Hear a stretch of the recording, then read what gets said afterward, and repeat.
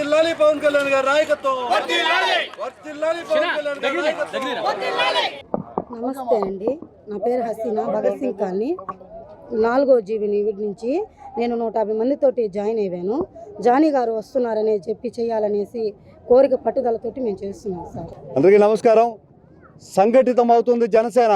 సుస్థిర పరిపాలన అందించేందుకు, ప్రజల పక్షాన పోరాడేందుకు, ప్రజా ప్రభుత్వాన్ని ఏర్పరిచేందుకు 2018 ఎన్నికల్లో 151 సీట్లు సాధించామన్న గర్వంతో విచ్చలవిడిగా విర్రవేగుతున్న వైసీపీ ప్రభుత్వానికి బుద్ధి చెప్పేందుకు ప్రజలందరూ సిద్ధంగా ఉన్నారు.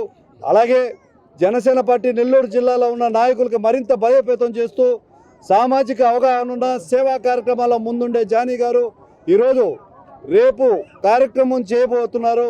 టిట్కో హౌసెస్ గత ప్రభుత్వాలు అయితే ఏవైతే నిర్మించున్నారో ఆ ప్రభుత్వాలు 5 సంవత్సరాల క్రితం పూర్తి చేసిన ఇళ్ళని పేదలకు అందించకపోగా రెంట్ల రూపంలో, బకాయిల రూపంలో వసూలు చేసుకుంటానే ఉంది.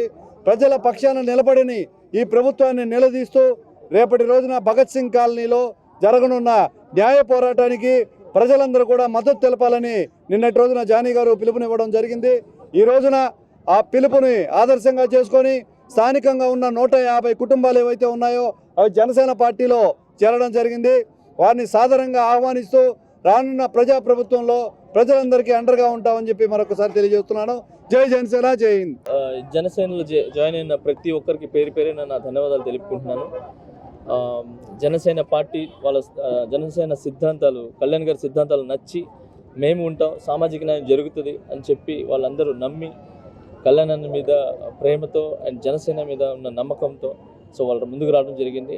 సో వాళ్ళకి నా చేతుల మీదుగా వాళ్ళకి జనసేన కండువ వేసి వాళ్ళకి సగౌరవంగా మన పార్టీలోకి జాయిన్ అవ్వటం అనేది చాలా హ్యాపీగా ఉంది. అది నా చేతుల మీద జరగటం చాలా ఆనందంగా భావిస్తున్నాను. అండ్ ఇలాగే అందరు రండి, ఖచ్చితంగా జనసేన సామాజిక న్యాయం చేస్తుంది. కళ్యాణ్ బాబు మీ వెనకాల ఉన్నారు, ఆయన వెనకాల మేమంతా ఉన్నాము. Thank you so much. వచ్చిన ప్రతి ఒక్కరికి పేరు పేరున ధన్యవాదాలు. Thank you so much. రేపు ఎగ్జాక్ట్లీ 10 గంటలకి ఇక్కడికి మేమంతా వస్తున్నాము. టిట్కో హౌసెస్ ప్రాబ్లం గురించి నాకు తెలిసి దాదాపు 1000 మంది వస్తాము. అది కూడా ఏదో పిలవాలని కాదు, వాళ్ళందరూ కూడా ఇది ఉన్న ప్రాబ్లమ్స్ తెలుసుకొని మేము మీ వెనకాల ఉంటాము.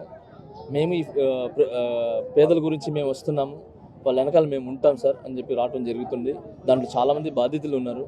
సో ఈ హౌసెస్ గురించి చెప్తున్నాను కదా, రేపు ఇక్కడ మాట్లాడతాం. ఖచ్చితంగా గవర్నమెంట్ అనేది ఇమీడియట్లీగా ఈ హౌస్లు ఆ పేదవాళ్ళకి ఎవరైతే దీనికి అర్హులు ఉన్నారో వాళ్ళకి ఇవ్వాల్సిందిగా నేను బలంగా అడుగుతున్నాను. ఈ ప్రభుత్వానికి రేపు చూసుకుందాం. నేను వస్తున్నాను, రండి అందరూ.